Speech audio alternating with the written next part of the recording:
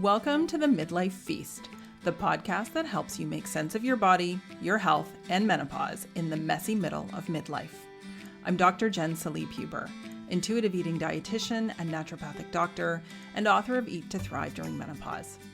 Around here, we don't see midlife and menopause as problems to solve, but as invitations to live with more freedom, trust, and joy. Each week, you'll hear real conversations and practical strategies to help you feel like yourself again, eat without guilt, and turn midlife from a season of survival into a season of thriving. I'm so glad you're here. Let's dig in. Hey everyone, welcome to this week's episode of the Midlife Feast. We're going to have some fun today because I am answering your questions. Listener questions that you send me through the podcast, questions from the Midlife Feast community, from Instagram. Wherever we connect, if you ask me a question, and especially if it's one that I get from more than one person, I put it into my handy dandy little file of questions and save it for episodes like this. So I'm going to be covering a few topics that I think most people can relate to.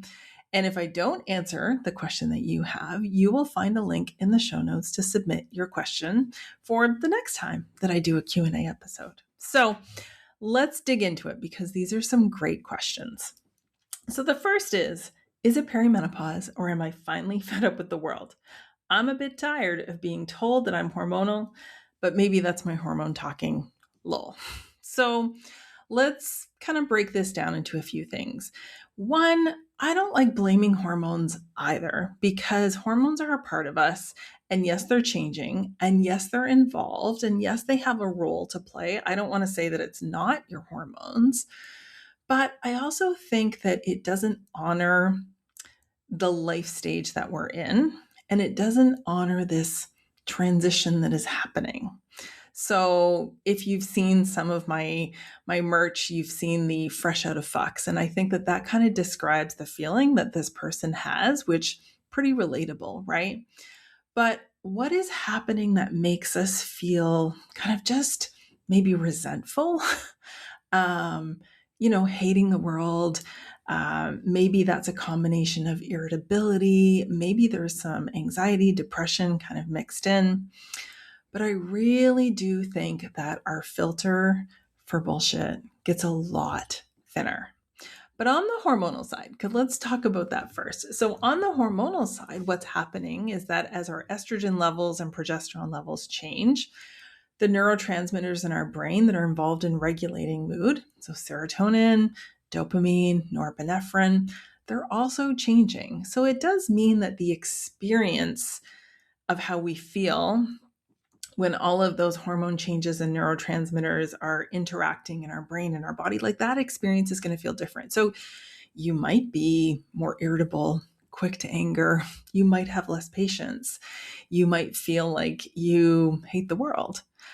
I'm not sure which is the best one to use here. The reasons why you're feeling that way are also still valid. And that's really the key distinction that I like to make.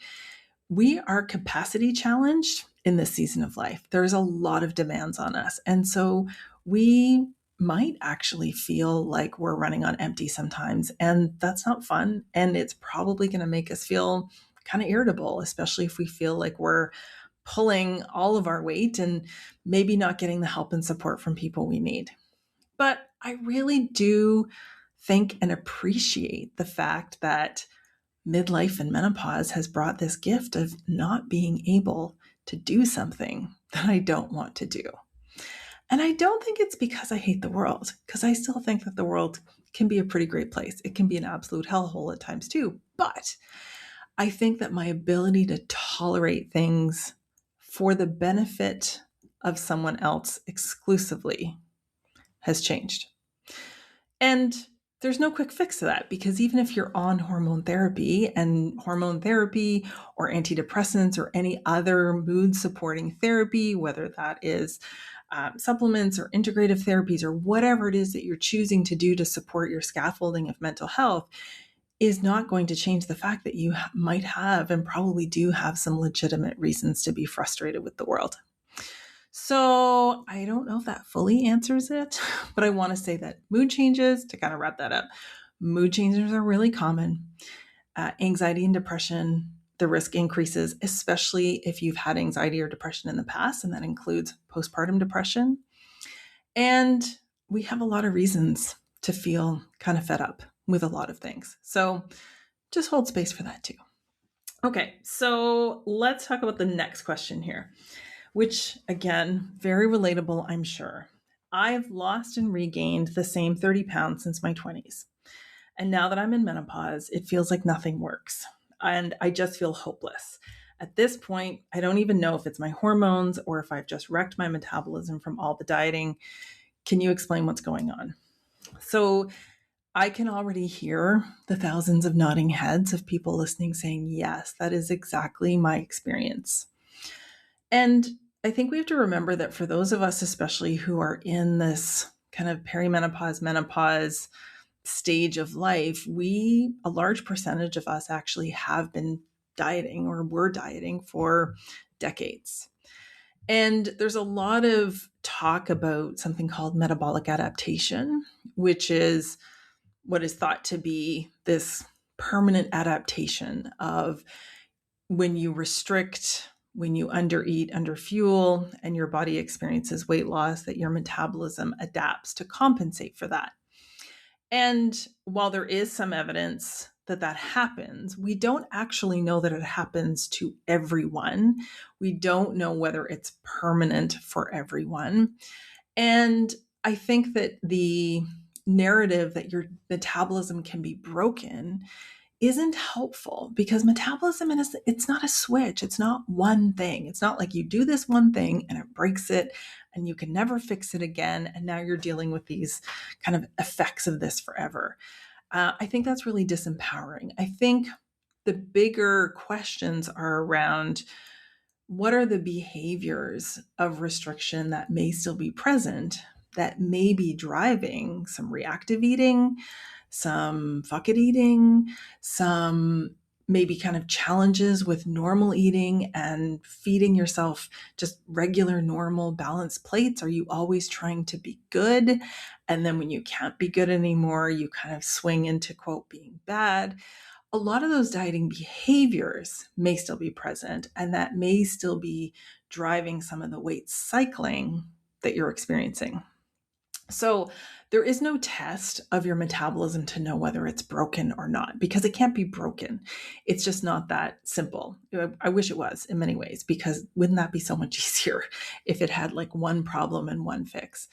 What we're really looking at is patterns of restriction, eating, trying to follow rules that are not sustainable. We're never sustainable. And so as a result, you can't maintain those forever.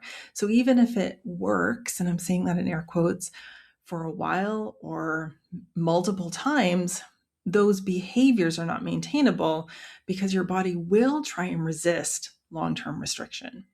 So the weight cycling, the lose 10, gain 20, lose 15, gain 30, whatever it is, that is usually a result of patterns of restriction and the diet mentality, and it's not because your metabolism is broken. So of course the next question is, okay, great, Jen, what do I do about that?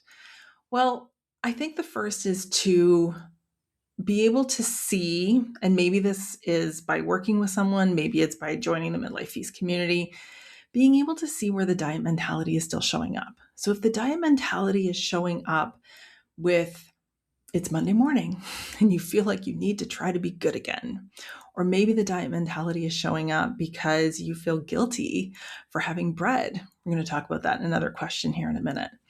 Or maybe the diet mentality is showing up when you start thinking about how you need to get back on track after a vacation. So maybe you don't have a regular pattern of eating that is sustainable and nourishing, not perfect, not perfectly balanced all the time, but is persistent in helping you meet your needs most of the time.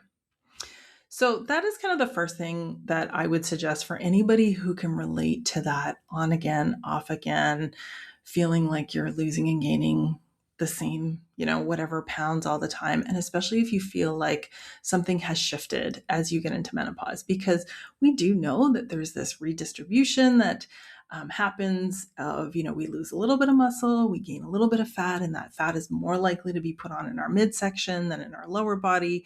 That is really uncomfortable, not a welcome change, but also something that is true for most of us and programmed into our DNA. So I don't think that putting all of our time and energy into fighting that is the best option. So again, if you want some help with that, reach out. There's lots of ways that I love to support people through understanding this particular challenge of midlife. Okay, third question. Is fasting actually good for women in perimenopause? I recently heard someone on a podcast say that it's better than even medications because it can fix my metabolism. I've tried it for a few weeks on and off, but I feel awful, even though other people seem to swear by it. So now I think maybe I'm just doing it wrong. So fasting, of course, has been around for a while. I would say probably for the last decade, it's been one of the diets in rotation. And of course, there's always somebody who's saying that it's the next best thing since sliced bread. Sometimes these are influencers, sometimes these are medical professionals, and sometimes they're just people who've had a really powerful experience, and they want to share that with the world.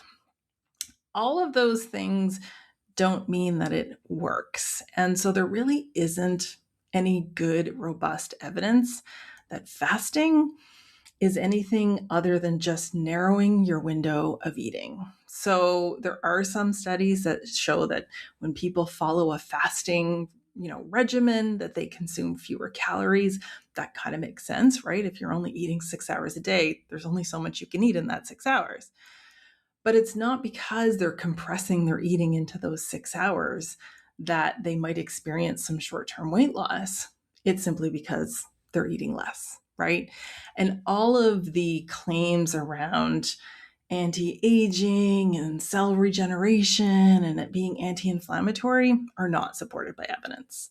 So when somebody makes a claim that fasting is the best, I don't know where they're coming up with that evidence. It's their own opinion, and I don't think that that opinion is supported by the research that we have. Now, I'm always willing to be wrong, and I do my best to keep on top of research like this, and I really haven't seen anything compelling in the last little while that would make me change my mind on this.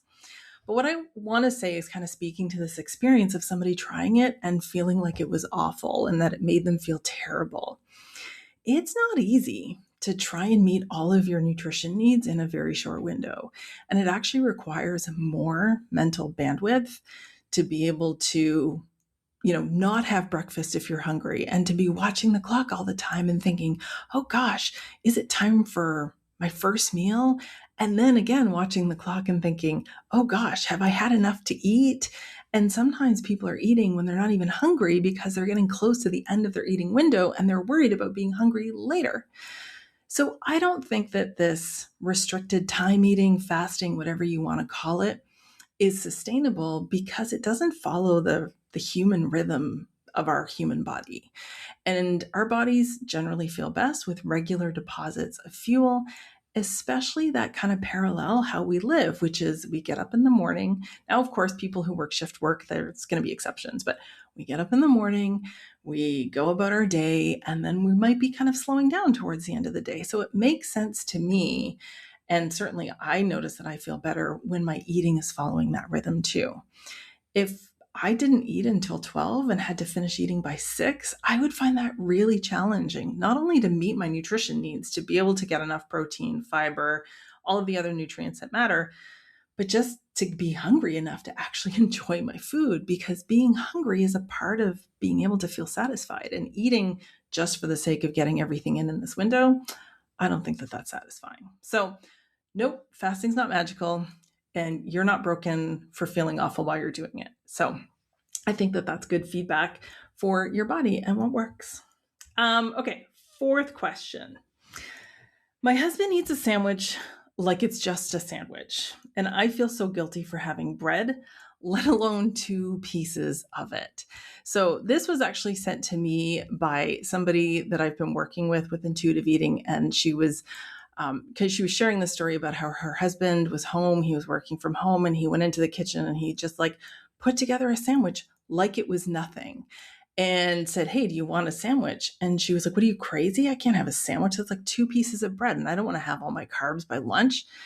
And then realized that this thought process was really driven by the diet mentality. And so let's break down why some people, and I certainly do see this a bit more often with men who historically have been less susceptible to diet culture and the diet mentality, not immune by any means. But if we look at our generation of 40, 50, 60-year-old women, many of our partners have not been subjected to the same level of diet culture and the diet mentality that we as women have. So I see this a lot. And people who have never dieted, who have never restricted, who have never had to think, you know, how many points is this? Or what is this going to do to my macro balance or whatever, can just see a sandwich as a sandwich.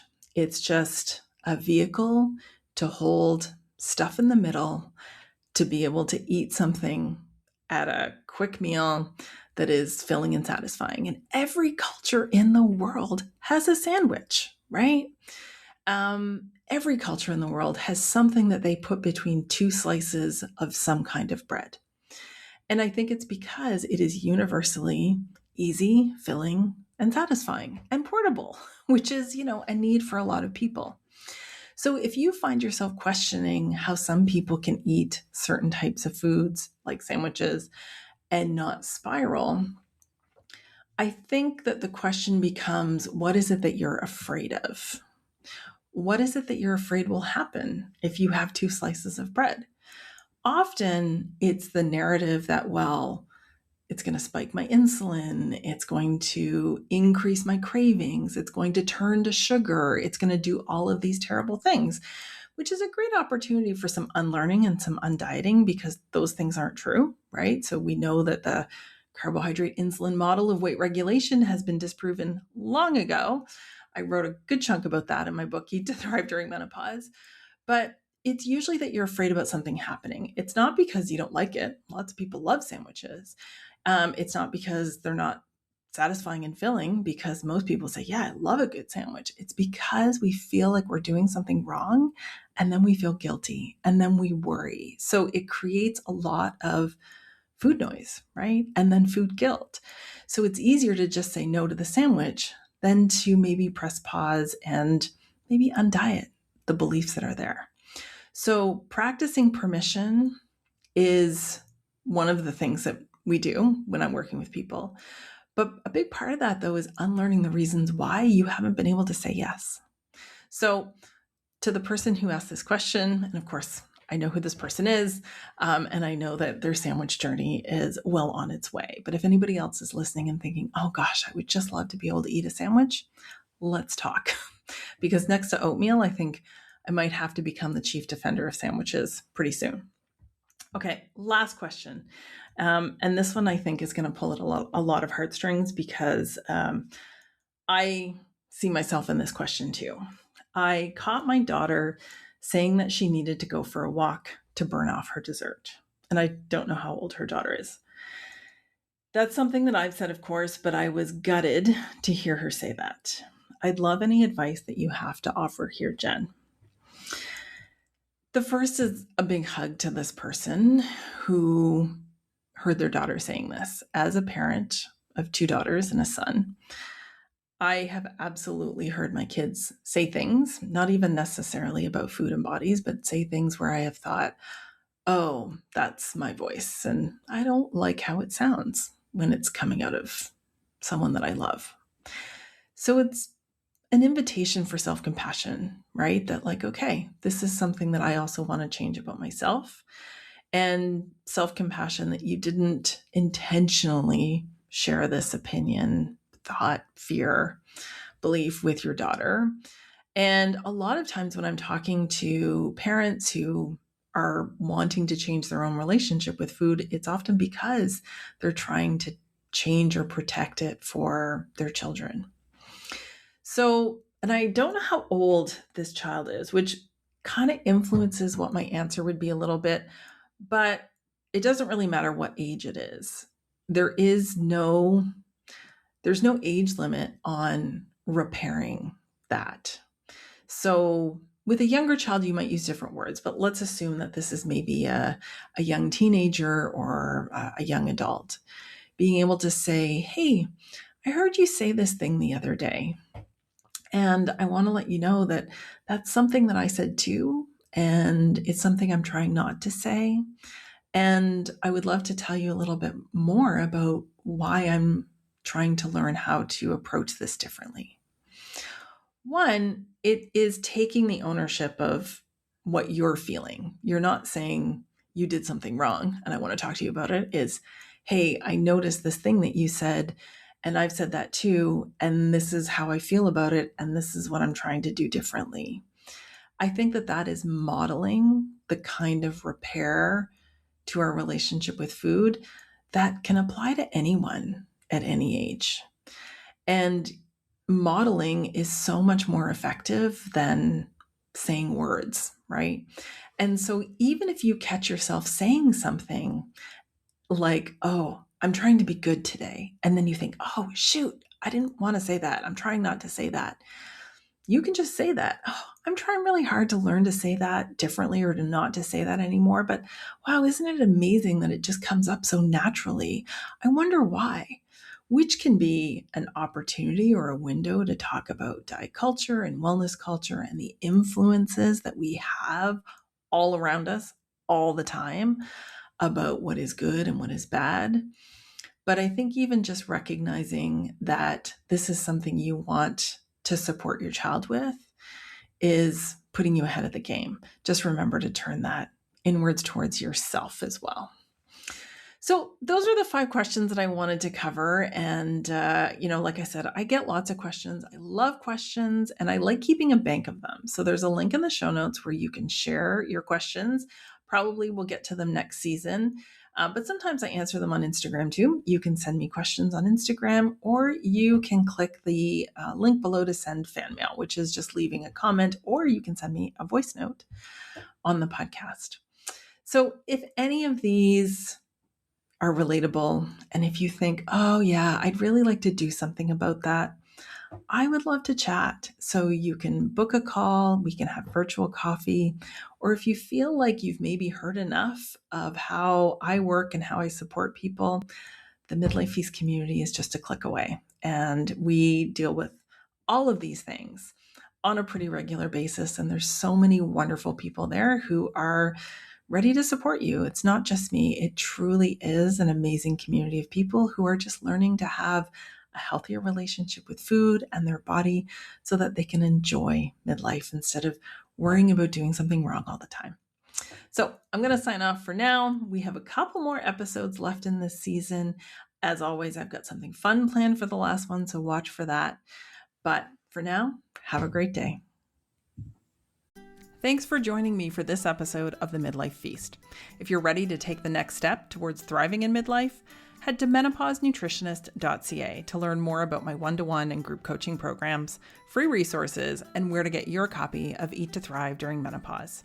And if you've loved today's conversation and found it helpful, please share it with a friend who needs to hear this and leave a review wherever you listen to podcasts. It helps so many more people just like you find their way to food freedom and midlife confidence. Until next time, remember, midlife is not the end of the story, it's the feast. Let's savor it together.